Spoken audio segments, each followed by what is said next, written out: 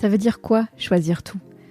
Faire rimer ses aspirations pro et perso, faire des choix en conscience, les réévaluer quand c'est nécessaire?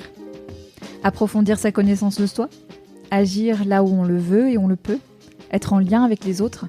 Bienvenue dans Les Équilibristes, le podcast qui vous aide à vivre l'équilibre des temps de vie qui vous convient, en faisant des choix et de la place à ce qui compte pour vous.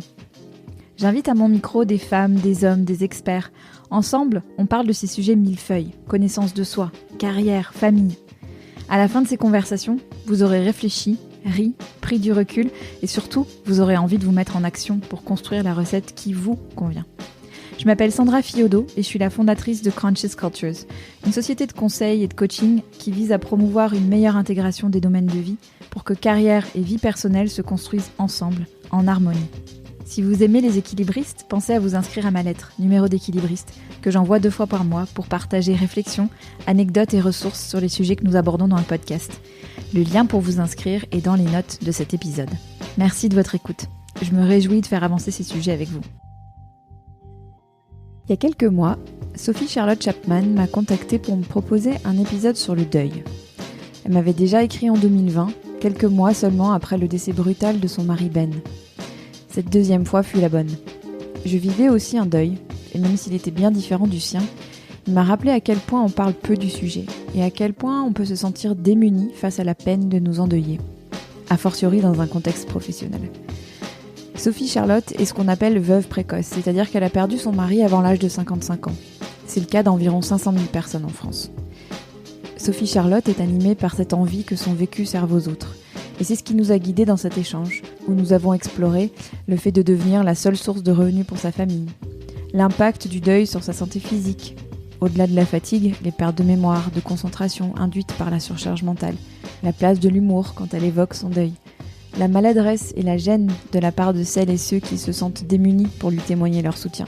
Vous trouverez d'ailleurs ici des tas d'idées pour accompagner vos endeuillés, et le marathon que constitue le fait d'être désormais maman solo pour 3 enfants.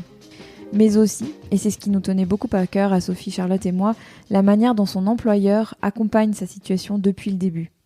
Un bel exemple d'empathie et d'adaptabilité de leur part, et de courage et de communication de la part de Sophie Charlotte. N'ayez pas peur de cette conversation. Elle est pleine de générosité et de pistes pour mieux accompagner le deuil, qu'on soit endeuillé soi-même ou en situation d'accompagner quelqu'un qui l'est. Chaleureux merci à Sophie Charlotte, dont j'admire la force et la générosité.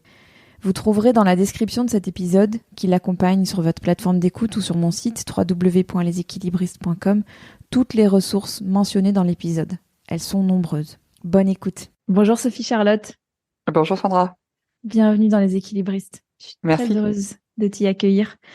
Comme d'habitude, on va démarrer par Sophie Charlotte petite. T'étais comment à l'âge de 7 ans? L'âge de 7 ans. Tu rêvais de quoi? Pas facile. J'ai des souvenirs à l'âge de 7 ans où beaucoup on m'a répété c'est l'âge de raison, c'est l'âge de raison. Je me rappelle en CP, découverte de l'école primaire avec une fascination, je pense, pour l'apprentissage, déjà très jeune. J'étais vraisemblablement assez en avance sur les autres intellectuellement, mais pas émotivement. Émotionnellement, c'est peut-être mieux. Émotionnellement. Ouais, c'est mieux. Tu vois, c'est des émotions. Et comment dire, têtu, obstiné. J'étais connue pour avoir un mauvais caractère. Mauvais carrément. Mais pas encore de rêve à cette époque-là. Je me rappelle vraiment d'avoir été marquée par l'entrée au CP et la découverte de ce qui nous attendait dans l'apprentissage, dans le savoir. Vraiment beaucoup apprécié en tout cas cette année-là. C'est intéressant par rapport à ce que tu fais aujourd'hui. On en reparlera peut-être après. Sophie Charlotte, j'aimerais qu'on saute directement dans le sujet fil rouge du jour aujourd'hui. Tu m'as contacté il y a quelques mois pour me proposer qu'on parle de deuil dans un épisode des Équilibristes. Oui. Et tu as raconté ton histoire en détail dans le très beau podcast Derrière les sourires. On mettra le lien. Mais est-ce que tu peux nous donner un peu de contexte avant que je te pose des questions plus précises sur le sujet? Contexte personnel? Ouais, ton contexte, le deuil que tu as vécu. Oui, c'est en 2020, donc le jour de la Saint-Valentin, que mon mari est décédé d'un arrêt cardiaque à l'étranger, dans le cadre de son travail.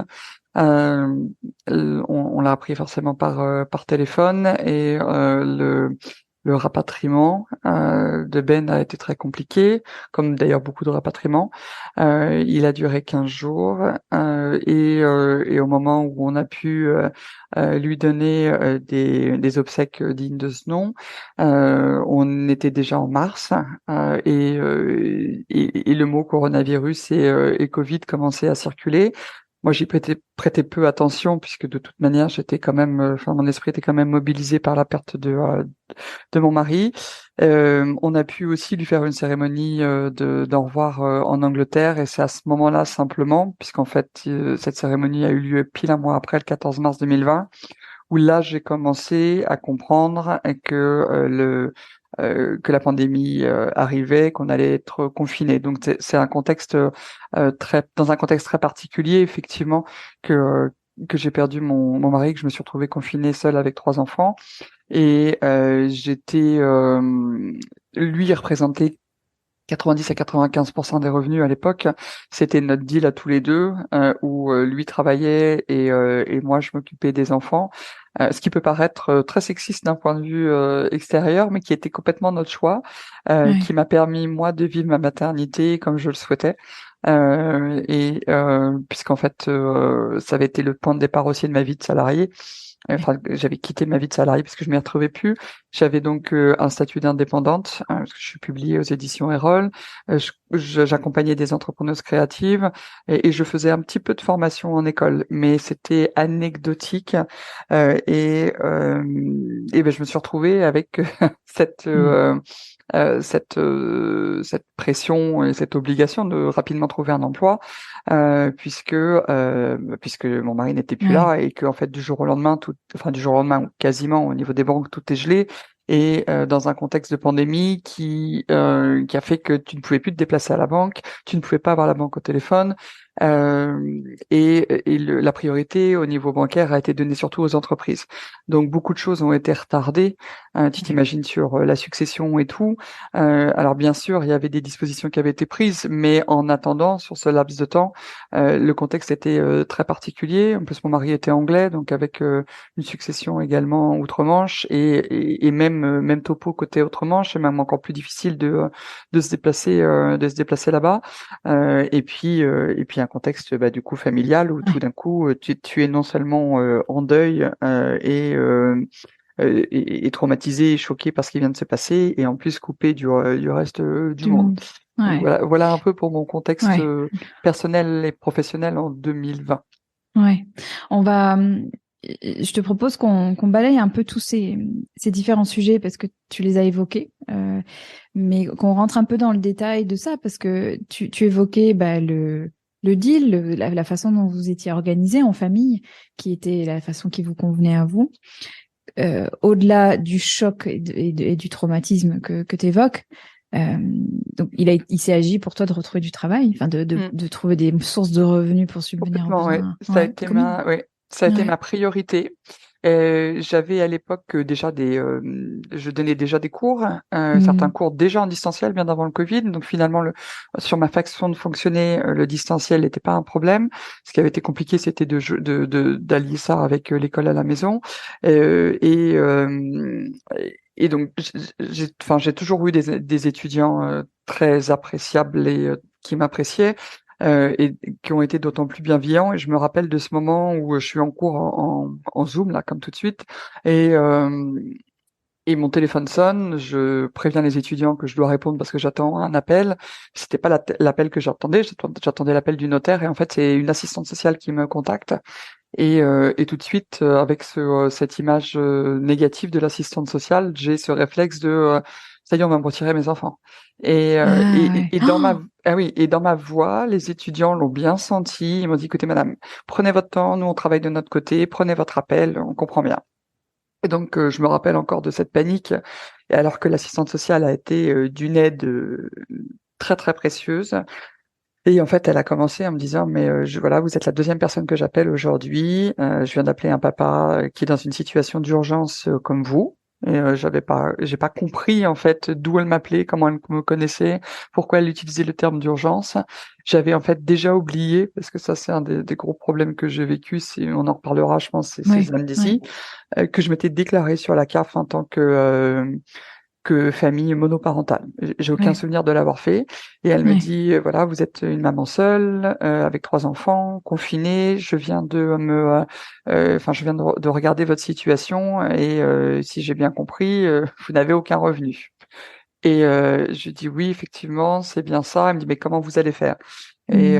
Et je lui explique que je vais trouver un emploi et que je suis pas sans ressources physiques et intellectuelles et que j'ai quand même un bagage, que je suis diplômée, et elle me dit mais vous savez que vous avez le droit à des aides. Je lui dis non mais ma priorité c'est de trouver un boulot.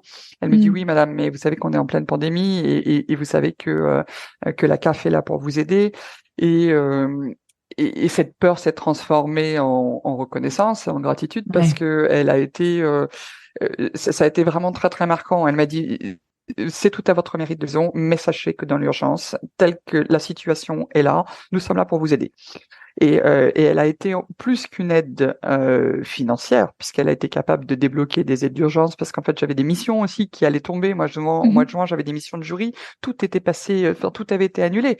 Donc elle me Mhm. dit, vous allez aussi avoir une perte de revenus. Je dis oui, vous avez raison. Et elle a été comme un coach. Elle m'a vraiment motivée à faire toutes les démarches. Elle m'a dit, voilà, vous pouvez réclamer ça, vous faire rembourser de ça, vous contactez la mairie, vous recontactez l'école de vos enfants. Si vous ont dit non, vous donnez mon nom. Et elle m'a fait un suivi comme ça dans l'urgence où elle me rappelait, alors vous en êtes où, vous en êtes où.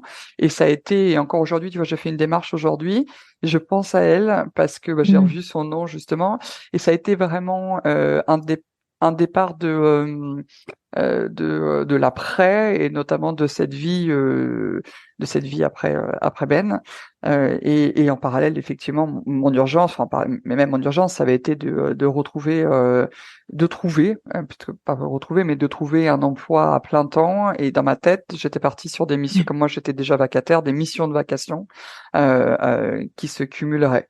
J'étais assez confiante sur le fait que j'allais trouver c'était plutôt en fait comment j'allais cumuler toutes ces Ouais. missions et mon rôle de maman célibataire Ouais. solo C'est à ce ça. moment-là.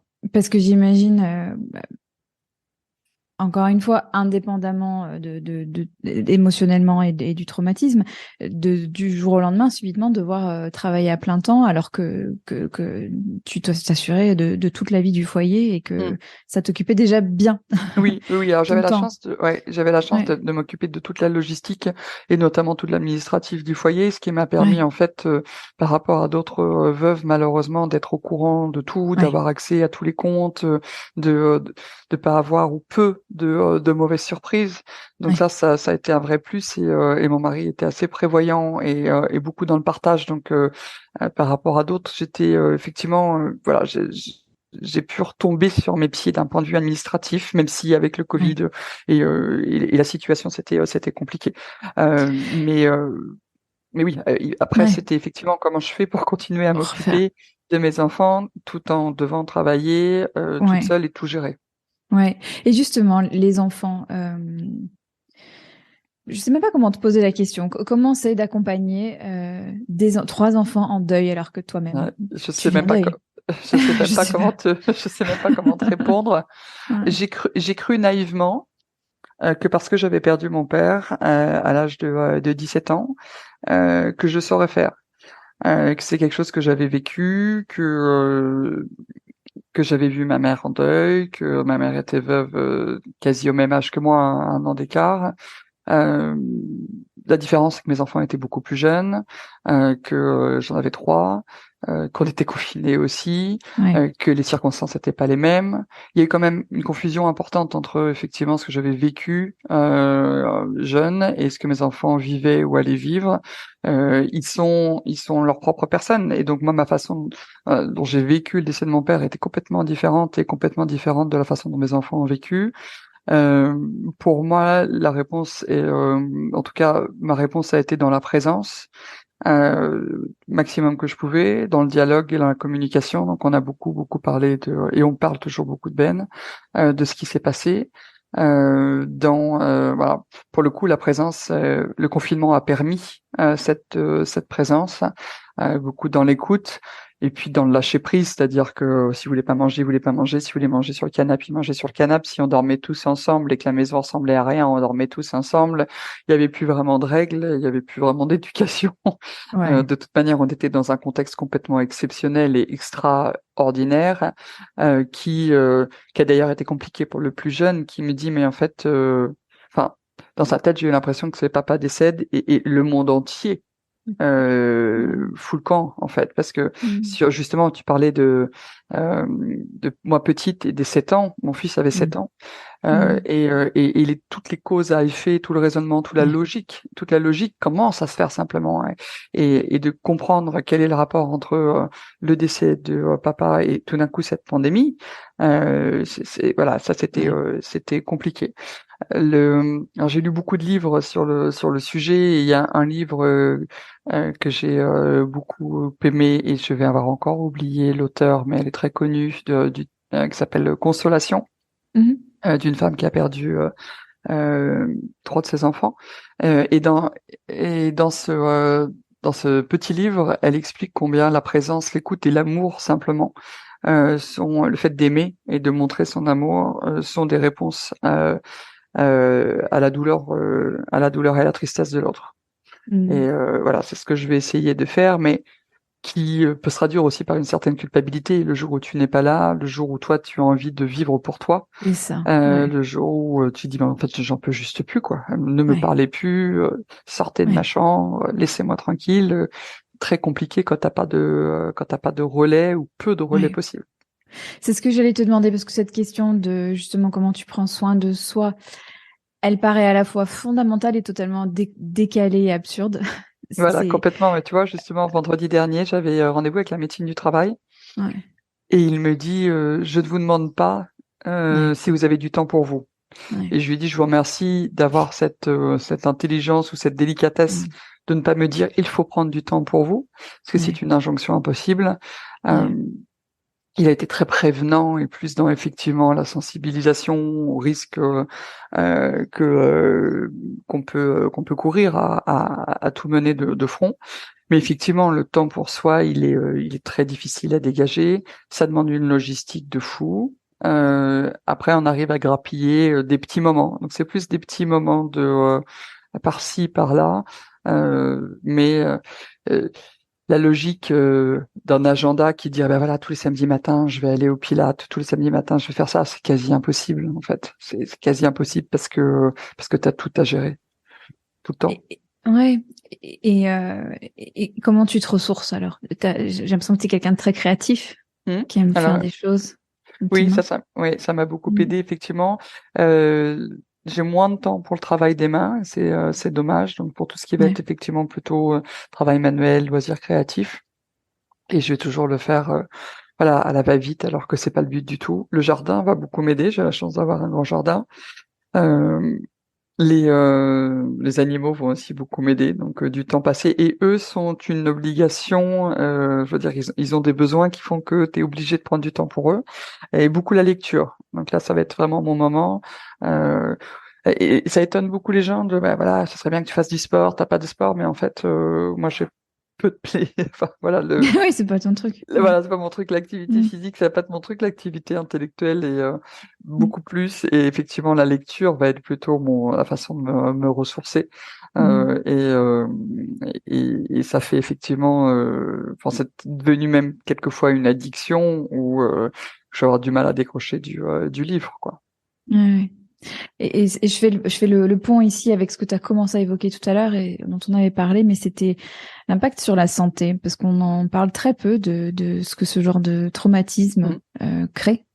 C'est quelque chose, effectivement, je m'étais dit Ouais. ce serait intéressant n'apporte ce point-là. Alors, tu vois, c'est encore le vendredi dernier où le médecin était très intéressant puisque il a mis il m'a dit, il faut que vous bénéficiez, vous avez presque 42 ans, vous devez bénéficier d'un suivi médical beaucoup plus poussé ou beaucoup plus régulier, beaucoup plus sérieux. Vous arrivez à un âge, effectivement, une seconde partie de vie où il y a des complications qui sont possibles. Et on sait que dans votre situation particulièrement, le deuil aujourd'hui, on en parle peu, mais est reconnu comme ayant des effets physiques sur la santé, donc qu'elle soit sur le corps comme sur la tête, important. Et c'est là où ça se complique effectivement pour le travail. Moi, en l'occurrence, sur ma santé, en dehors de la prise de poids, qui peut être, parce qu'il me dit, est-ce que vous avez je sais plus comment il m'a posé la question. Je lui ai dit, mais par contre, je ne supporterai pas de remarques de votre part. Il m'a dit, non, je suis pas là pour vous faire la morale, que ce soit la perte de poids, que ce soit la prise de poids, sur la fatigue. Ça, c'est indéniable. Euh, dans mon cas, c'est la perte de mémoire importante, et ça, c'est très, très difficile à vivre, puisque j'ai des amnésies complètes, mais pas simplement du moment du choc, mais même encore aujourd'hui. Il y a des rendez-vous complètement que j'oublie complètement, et des choses que j'ai faites, je n'ai aucun souvenir de les avoir faites.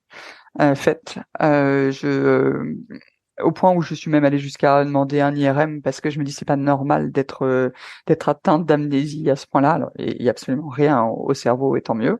Euh, donc des C'est le choc oublis, émotionnel qui ouais, provoque des ça. oublis, voilà, et le Ouais. deuil en fait qui fait la Le deuil. surcharge mentale aussi, la charge Ouais. mentale qui fait que tu ne peux pas Ouais. penser à tout. Alors j'écris, je mets des alertes partout, des post-it partout. Ouais. Pour certaines personnes, c'est le manque de perte de la concentration. Donc pour Mm. certaines personnes, la lecture sera impossible. Et moi, je pense que alors c'est pas 100% responsable pour, mais un an après, on m'a découvert une surdité partielle. Donc depuis 2021, je suis équipée des deux oreilles. Appareil des deux oreilles. Je pense que c'est quand même quelque chose que j'avais de sous-jacent et que le choc du décès n'a fait que qu'amplifier. Donc voilà, je sais que sur certaines femmes, ça va jusqu'à moi j'ai le cas de cancer du sein notamment, où les chocs sont terribles, et on trouve même voir des maladies orphelines, des douleurs importantes au niveau des épaules. Tout peut après avoir une explication qu'on peut trouver inconsciente aussi, mais ce Mm. que tu vois par exemple la surcharge pondérale, c'est le fait de devoir être forte, et c'est ce qui va t'aider. Oui. Là je parlais avec une veuve qui a des problèmes au niveau des épaules, le poids que tu peux porter aussi. Mais oui, il y a des conséquences physiques importantes Physique. sur la Ouais. santé, souvent qui sont invisibles, et donc qui sont difficilement explicables ou justifiables ou opposables en fait dans une situation notamment professionnelle. Sophie Charlotte, moi, ce que j'admire chez toi, c'est ta générosité à parler de tout ça.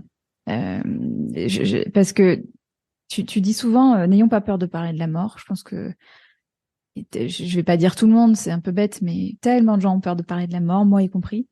Euh, toi, tu as commencé à en parler très tôt. Tu Mm. m'avais contacté très peu de temps après le Oui, c'est décès de vrai. Ben. Et tu me disais, quand on s'était parlé la première fois, tu me disais, c'est comme si les gens avaient peur de la contagion. Comment on Mm. fait? Comment tu t'y prends, toi, comment ça se passe, là, de parler comme ça, et qu'est-ce que ça débloque chez les gens? Ouais, déjà, c'est vrai que je pense que je t'avais contacté trop tôt, et je suis contente qu'en fait on ait cet échange qu'aujourd'hui parce que j'ai plus de Ouais, recul. ouais. Euh, une des premières réactions que j'ai eues, c'était il faut que ce que j'ai vécu puisse être utile à d'autres. Et donc Mm. ça va passer par le partage. Je pense que c'est lié aussi à toute la psychothérapie que j'avais fait au décès de mon père et qui m'a fait vraiment comprendre combien la communication et le partage par la parole étaient extrêmement importants dans dans le deuil, mais aussi dans le cheminement. Et donc très vite, je me suis dit, il faut que je puisse partager pour moi d'abord, parce que Ouais. je reste égoïste, parce que finalement, c'est d'abord pour moi et aussi pour les autres, parce que après les réseaux sociaux aident beaucoup à ça. Ouais. Je pense que c'est plus facile de s'exprimer de façon pas anonyme complètement, mais voilà, finalement tu parles à personne en parlant à tout le monde sur les réseaux sociaux, donc tu n'as pas la gêne que tu peux avoir avec des personnes que tu connais et l'affect en direct et physique que tu peux avoir. Il y a des personnes aussi avec qui tu sens que ça peut gêner. Ouais. Et là, tu peux tourner court à la conversation, tu peux peut-être reformuler. Et puis il y a des personnes où tu vas sentir sont d'une écoute rare, d'une belle écoute, et tu vas pouvoir t'exprimer. Il y a des personnes aussi qui t'invitent à t'exprimer. Comment ça va aujourd'hui? Ah bah tiens, j'ai pensé à Ben, c'était mon mari aujourd'hui. J'ai lu quelque chose qui m'a fait penser à toi.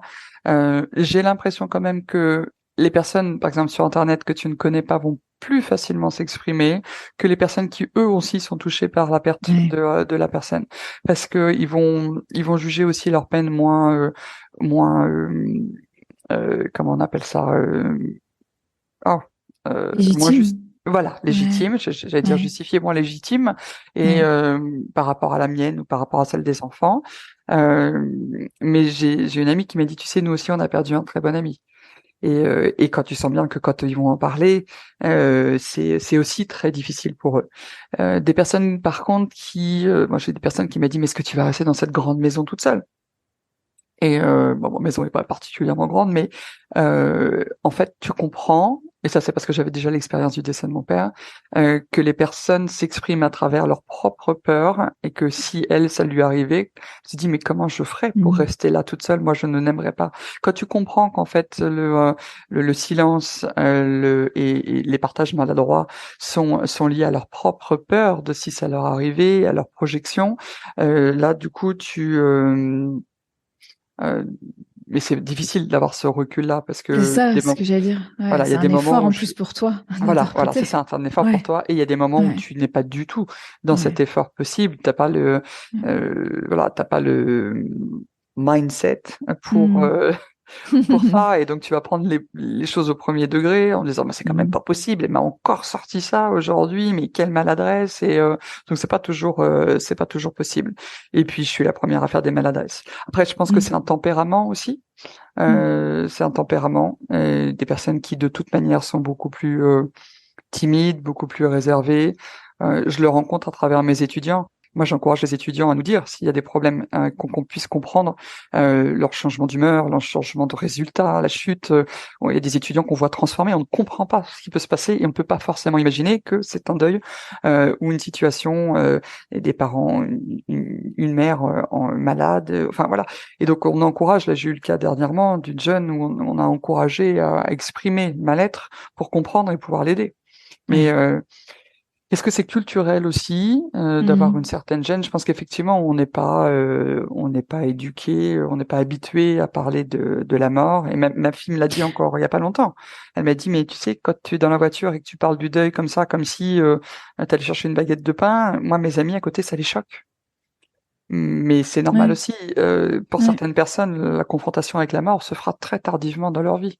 Ouais. Oui, c'est vrai. C'est vrai qu'on n'est absolument pas égaux par rapport à ça, par rapport à cette confrontation-là, même si on y est tous confrontés à un moment ou à un autre. Mm. Mais et justement, je voudrais qu'on aille un peu au bout de cette idée de comment on transforme la maladresse. Et je me souviens quand on avait échangé la première fois, on avait parlé. J'ai vécu un deuil cette année aussi, et je te partageais cette paralysie qu'on peut éprouver par moment à se dire si je dis ça, je vais faire de la peine, si je dis ça, je vais remuer le couteau.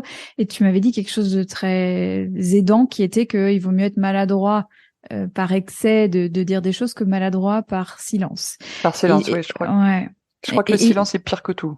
pire que tout. Ouais. Oui, le silence est pire que tout, et il vaut mieux effectivement. Et aujourd'hui, je pense qu'on a des moyens d'expression qu'on n'avait pas il y a 50 ans. Tu peux Mm. envoyer juste le jour, par exemple, de l'anniversaire du décès. Moi, ça m'a beaucoup peiné cette année que peu de personnes se soient manifestées, alors qu'aujourd'hui, Ouais. tu peux juste envoyer un petit cœur. Et tu sais très Ouais. bien que la personne qui le recevra, enfin, ça témoigne de ta pensée, parce que le je pense à toi, ou tu sais, j'ai bien pensé à toi, mais en fait, j'aurais aimé que tu me le manifestes ce jour-là. Et rien que le petit cœur, mes très bonnes amies m'ont dit, sur 3 amies, il y en a une qui s'est manifestée ce jour-là. Les autres, du coup, ont enchaîné en disant, j'ai bien pensé à toi, mais je ne savais même pas. Je savais même pas comment m'exprimer. Ouais. J'avais peur d'être maladroite. Je leur ai dit, mais juste en faisant, effectivement. Et vous savez, aujourd'hui, un émoticône, ça peut suffire dans cette Ouais. situation.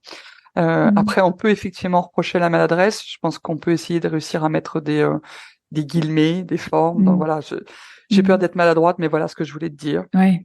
Ouais. Je j'ai pas les mots, mais si je les avais, c'est ça que je voudrais te dire.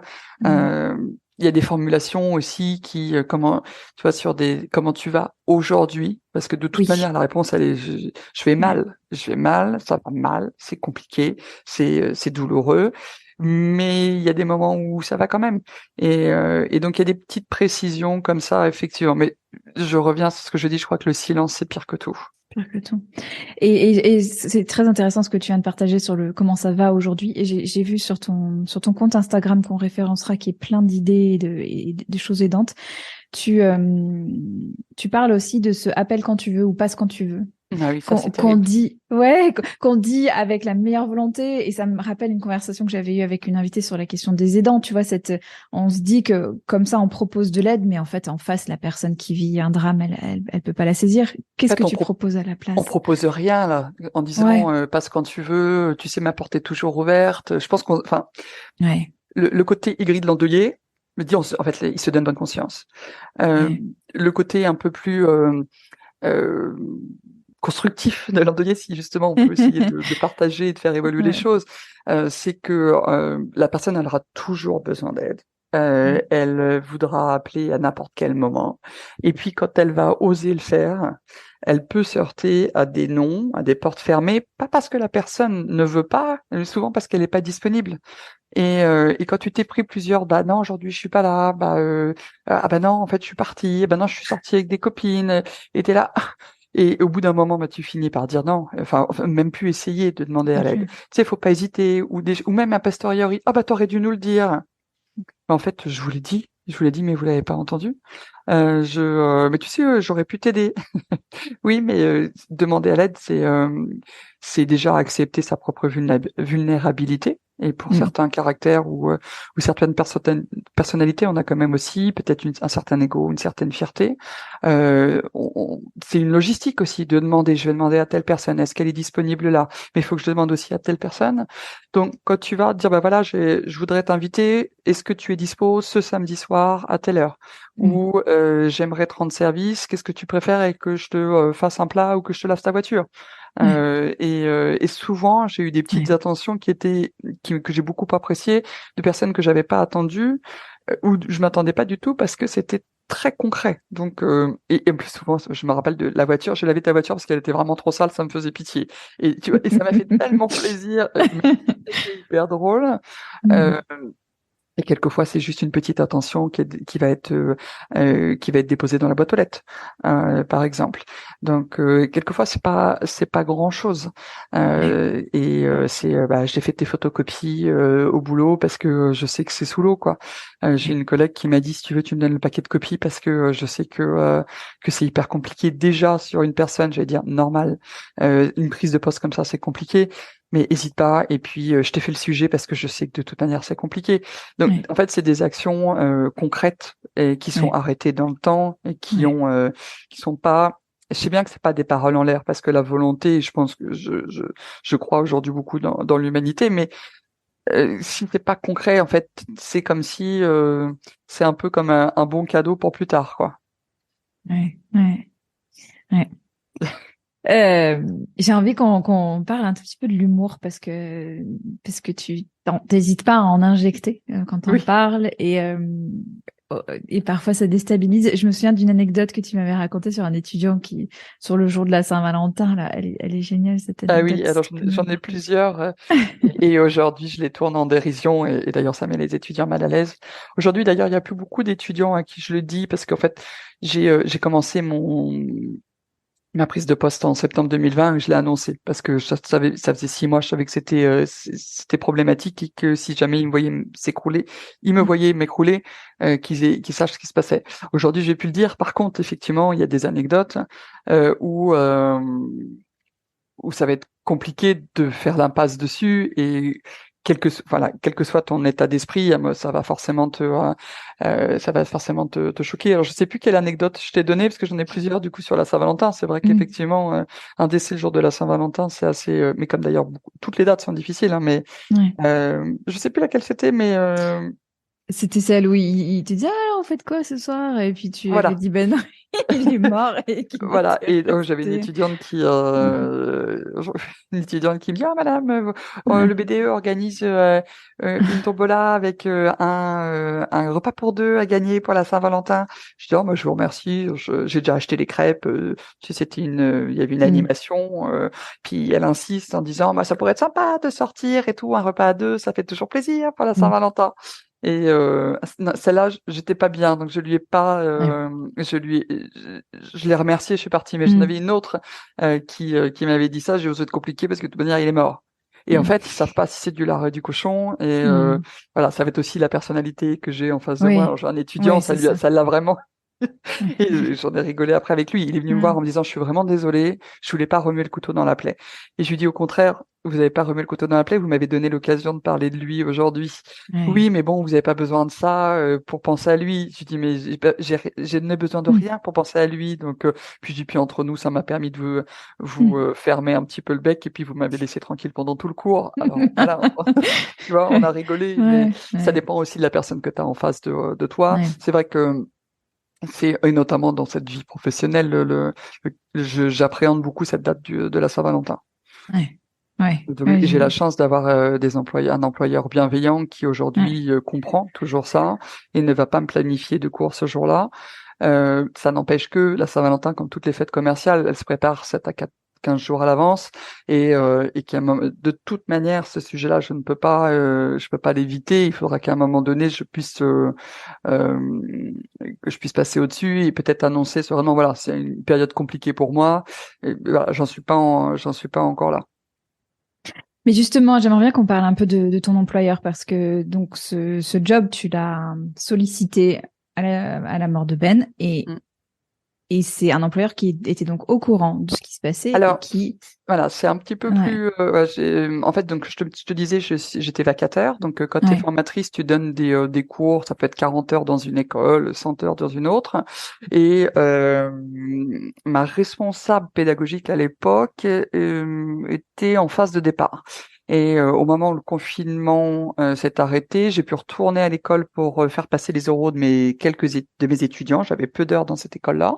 Et pour surveiller les étudiants. Et tout d'un coup arrive la directrice que je n'avais jamais rencontrée en fait et qui me dit: «Madame Charpin, je voulais vous rencontrer». Je dis: «Je suis en train de surveiller». Elle me dit: «Vous inquiétez pas, on va vous remplacer. J'aimerais m'entretenir avec vous». Et en fait, rapidement dans l'entretien, je comprends qu'elle a des heures à me proposer et plus que juste des heures, carrément quasi un 100% en CDD. Alors, on dit que, alors on y croit, on n'y croit pas, que les dessins nous envoient, veillent sur nous. Je suis persuadé, si tu veux, ça m'est arrivé 4 mois après le décès de Ben, alors que j'étais en pleine recherche. Je suis persuadé qu'effectivement, il veille sur moi et que c'est lui qui a participé à cette recherche, ou en tout cas à cette obtention. Et ma directrice avait été au courant du décès, puisque la responsable pédagogique, je crois, pendant une journée, une réunion de direction, avait annoncé la nouvelle, puisqu'en fait, moi, j'avais envoyé un mail en disant: «Mon mari vient de décéder, je ne pourrai assurer mes cours pour le moment». Et je pense que ma directrice a été euh, touchée par ma situation.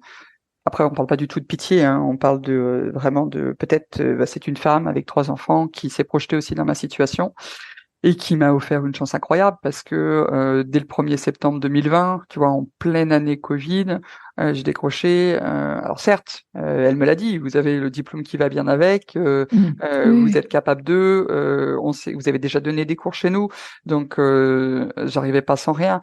Mais elle m'a offert effectivement un temps complet en CDD, ce qui est chose très très rare dans la formation et avec une compréhension et une bienveillance dont j'avais besoin.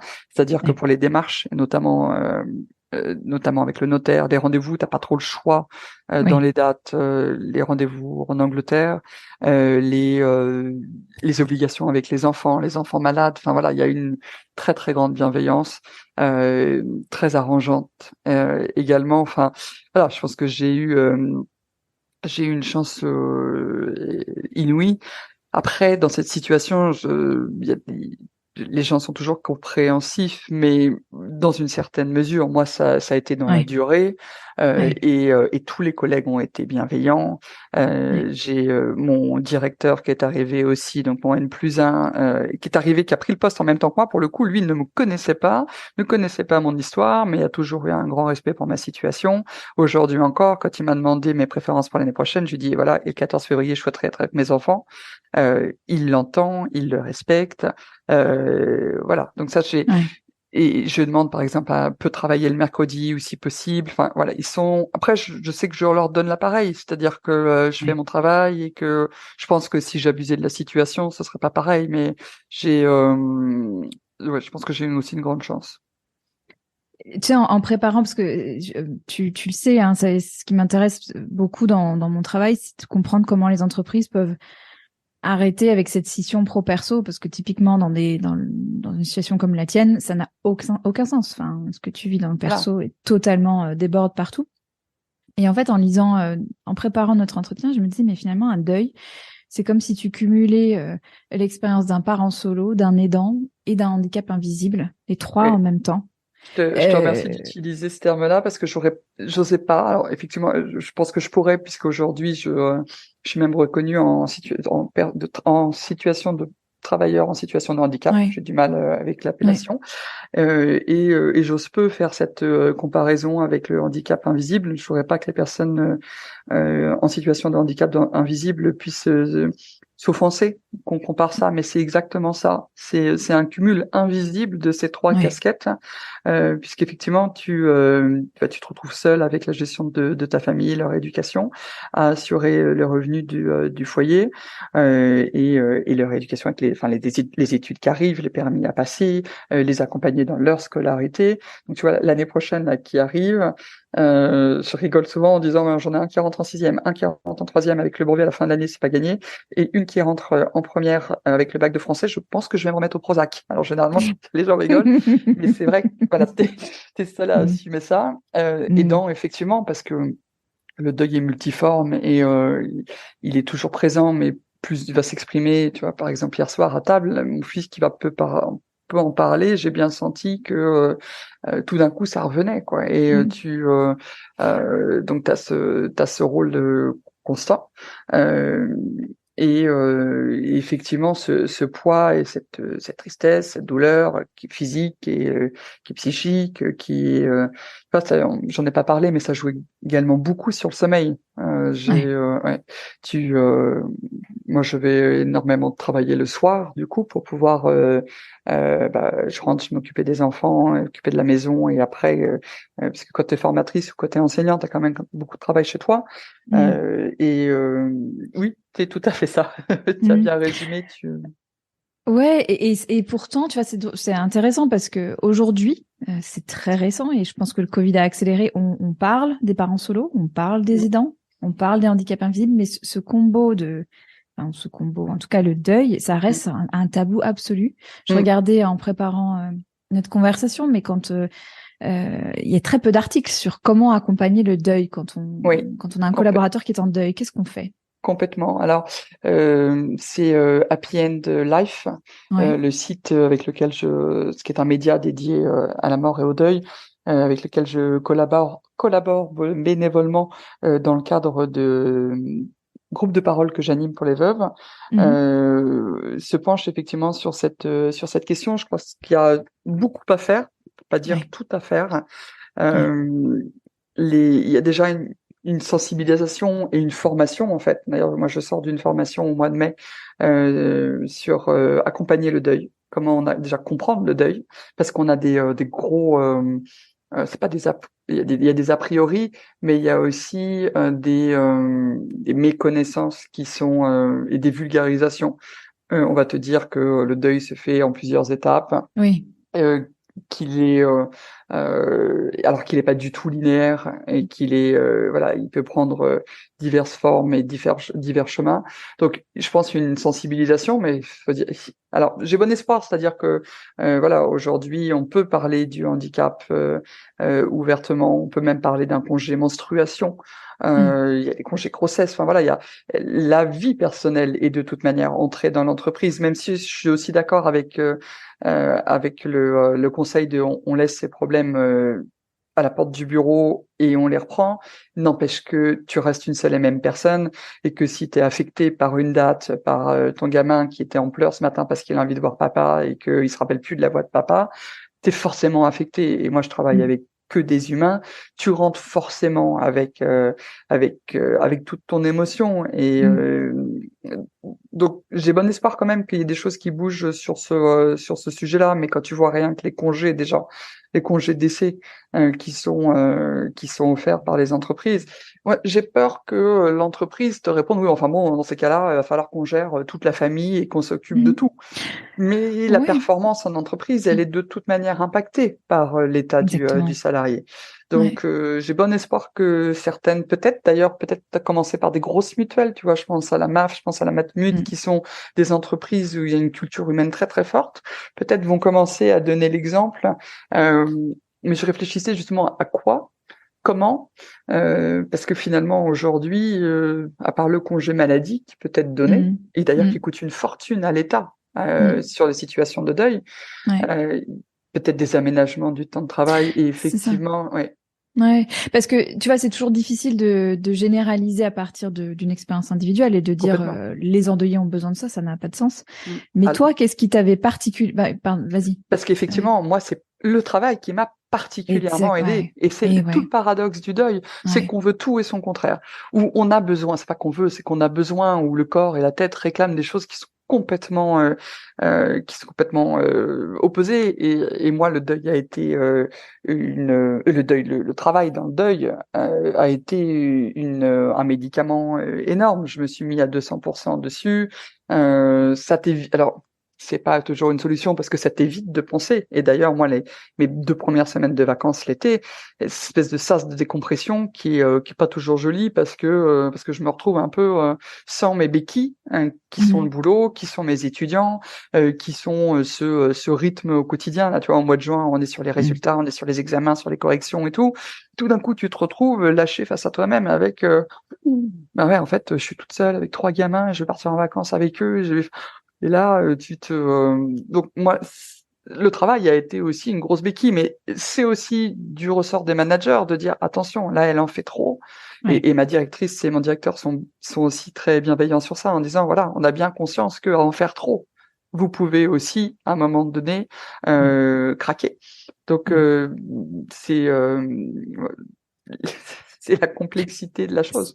Ouais, et d'où l'intérêt aussi peut-être d'être très très ce que tu évoquais en fait, ce qu'a fait ta direction, à savoir être très à l'écoute de ce dont tu avais besoin sur le Oui. moment. Complètement, Ouais. complètement. On a eu des discussions ouvertes sur même, voilà, en fait, finalement, aujourd'hui, on sait que vous avez des besoins financiers. Mm. Et donc m'autoriser à faire du travail, des heures supplémentaires dans d'autres écoles. Mm. Et ça se fait beaucoup dans la discussion. C'est pas Ouais. toujours évident 3 ans après de remettre ça sur le tapis, parce qu'à un moment, notamment avec ce qu'on peut lire et entendre sur le fait qu'au bout de 2 ans, le deuil, ça devient pathologique, et, alors qu'il n'y a pas de date limite dans le deuil. En fait, je serai toute ma vie en deuil, je serai toute ma vie veuve, j'aurais toute ma vie perdu mon mari. Mm. Que on refasse, j'aime pas cette expression, sa vie, qu'on se retrouve en couple ou pas. J'aurais toujours perdu mon mari. Je sais pas quelle est la. Je parlais avec un ami qui me disait oui, 3 ans, je pense que tu peux plus utiliser cette excuse-là. Alors c'est pas une excuse déjà, ça en fait. Euh, mais euh, Ah mais ouais. voilà, j'aurai toujours des réunions au collège pour mon petit dernier auquel je dois assister. Il y aura des portes ouvertes avec les enfants à faire. Il y aura Ouais. des obligations où je peux pas relayer à mon conjoint. Alors pour l'instant, je relais beaucoup à ma mère, mais à un moment donné, des ados et la grand-mère pour aller à l'école, tu vois. Là, il y a tout ça où et puis ma mère va se fatiguer aussi à un moment donné. Donc c'est je sais pas combien de temps on peut utiliser cette épreuve comme étant légitime dans ton organisation. Ouais, ça me surprend de poser les choses comme ça. On se dit que bah oui, comme tu dis, en fait, toute la vie, ça sera le cas. Toute la vie, tu seras le parent de ses enfants, le seul parent vivant de ses enfants, en fait. Enfin, donc y a pas de date limite là-dessus. Ouais. Alors je pense qu'effectivement, quand ils auront gagné leur autonomie, leur Ouais. indépendance, et que je retrouverai une vie de presque que pour moi, et que Ouais. j'aurai plus d'obligations, d'horaires, notamment parce que la logistique elle est compliquée. J'aurai moins à solliciter mon employeur. Mais c'est vrai que j'ai Mm. toujours euh, c'est pas toujours Mm. facile de dire bah voilà bah, Mm. j'aurais besoin de pouvoir changer cette heure-là parce que il Mm. faut que Mm. j'amène un tel ou bah non j'ai pas de relais et c'est le représentant légal qui doit le faire, enfin voilà c'est Ouais, ouais, ouais. Ça, c'est intéressant ce que tu partages sur cette notion de durée. Et il y a la phase aiguë et il y a la phase longue, en fait, oui en fait c'est la qui est phase la longue nouvelle et réalité. Ouais. oui voilà parce que Ouais. je me rappelle j'ai une cousine qui a qui a un enfant qui est polyhandicapé et une autre cousine, qui est sage-femme, m'avait dit, tu sais, les gens sont souvent, il faudra que tu sois présente dans la durée pour elle. Les gens sont souvent présents sur le moment, Mm. mais la vraie épreuve, c'est celle dans la durée. Mm. Et c'est vrai qu'au bout d'un an, les gens et l'aide commencent à se raréfier aussi parce que les gens sont rentrés dans leur propre vie et que bah, Sophie, en extérieur, ça a l'air d'aller. Et effectivement, je pense que je suis d'une nature à pas me laisser abattre, à être assez combative. J'ai de la chance d'avoir un surplus d'énergie. Donc mais toutes les femmes ou tous les hommes qui perdent leur conjoint conjointe sont pas forcément dans cette Mm. situation. Et là, c'est pour ça que je n'ai pas besoin de sport. Je crois mon marathon, il a déjà commencé depuis 2020 dans des Mm. situations. J'ai même une amie qui m'a dit, ben c'est vrai que là ça fait 2 ans. Il va falloir commencer. Tu sais, après 2 ans, on parle de dépression.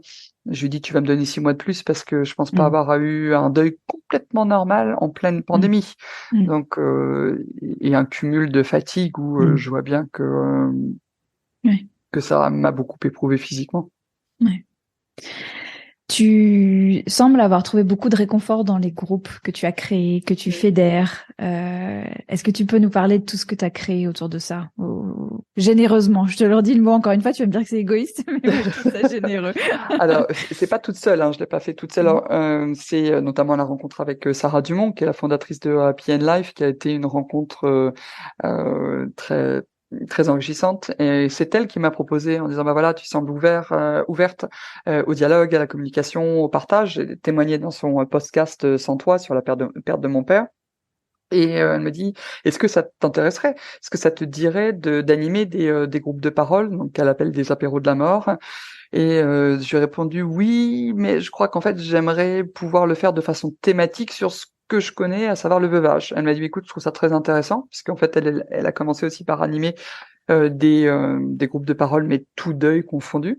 C'est en septembre 2021 que sont nées effectivement les petites veuveries, qui sont des rencontres toutes les 6 à 7 semaines en ligne, qui sont effectivement bénévoles, gratuites. Et on reçoit, maintenant on est deux à les, euh, à les animer, puisque c'est vrai que c'est dur émotionnellement Mm. d'entendre ces femmes qui ont vécu des choses similaires et différentes. Donc on est deux avec Caroline, que je tag souvent d'ailleurs sur mon compte V comme Mm. vie, à les animer. Sont des moments toujours très très forts, effectivement, puisqu'on commence par se présenter.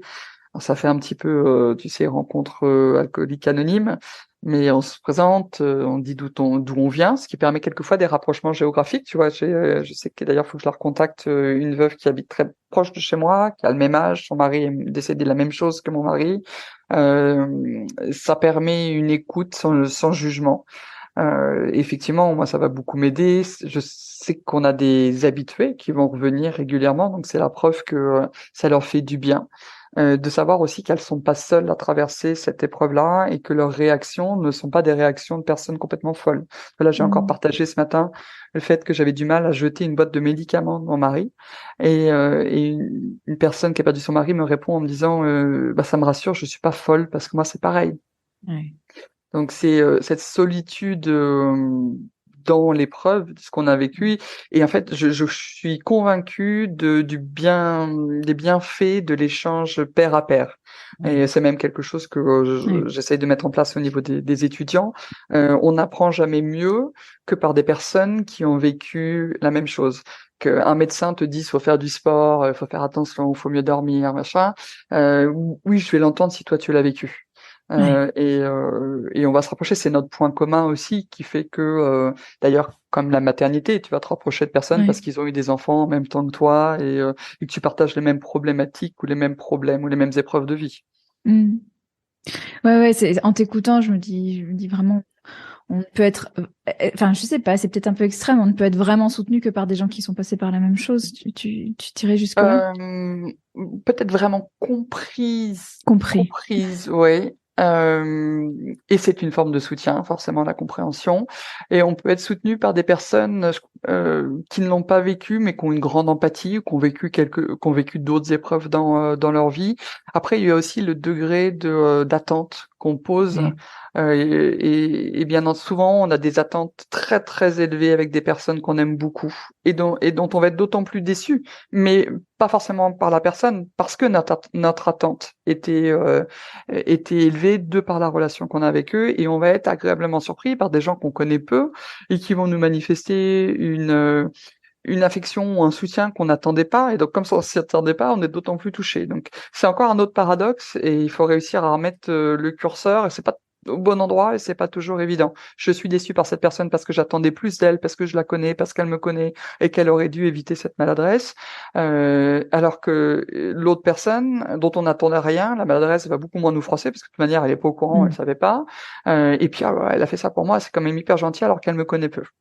Donc c'est encore une fois, Ouais. notre jugement il est complètement faussé, et le deuil voilà, est un paradoxe qui chamboule Ouais. tout, quoi. Je suis très très admirative de ce que tu arrives à dire, à exprimer, Après et à quel je point suis c'est formatrice aidant. en communication, donc heureusement. Ben, ça se voit. Et Ça se puis voit. Non, mais bon. ce qui m'a beaucoup aidé, c'est honnêtement sa psychothérapie, hein. Je pense que j'ai consulté pendant une dizaine d'années.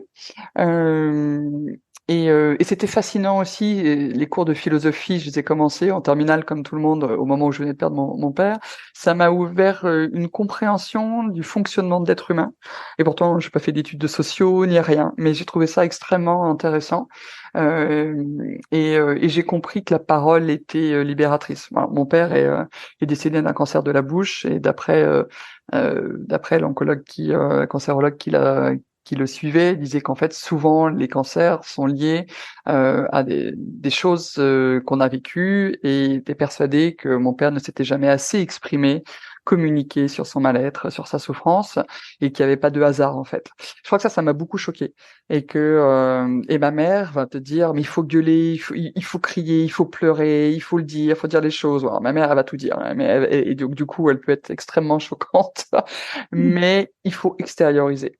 Mm. Et la somatisation, elle peut être très très grave.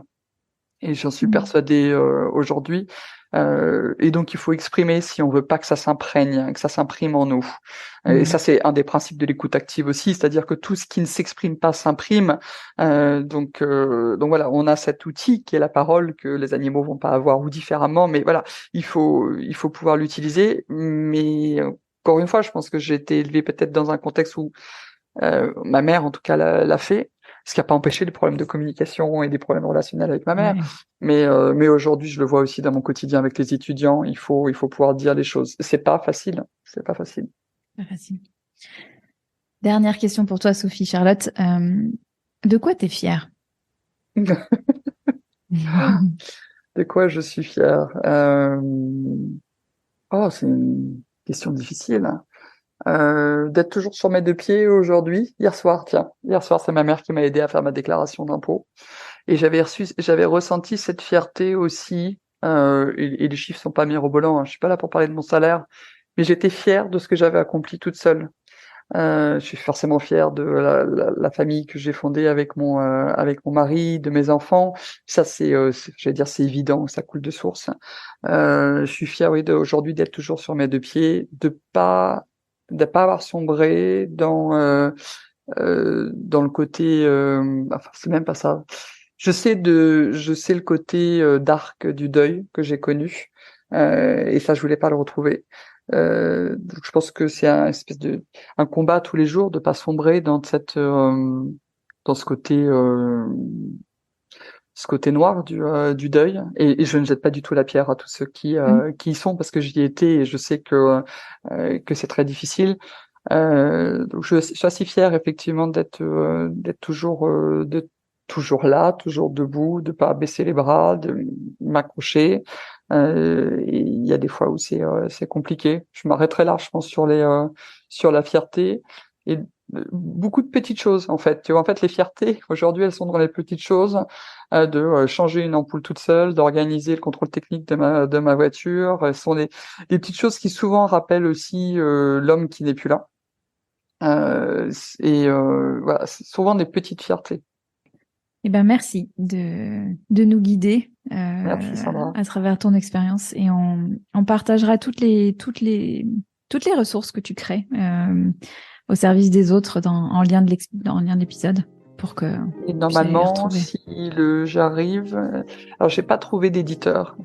On l'a dit, hein, c'est pas évident de parler du deuil. J'ai pas trouvé d'éditeur pour le guide sur le deuil que je souhaitais publier. Donc je pense le mettre à disposition en e-book, à prix très très raisonnable, voire gratuit. Je sais pas encore. Prochainement, mais Ok. encore. Voilà. Eh ben, on inclura le lien, on le mettra à jour le jour où ça paraît, tu me diras et on mettra. Merci beaucoup. Merci beaucoup.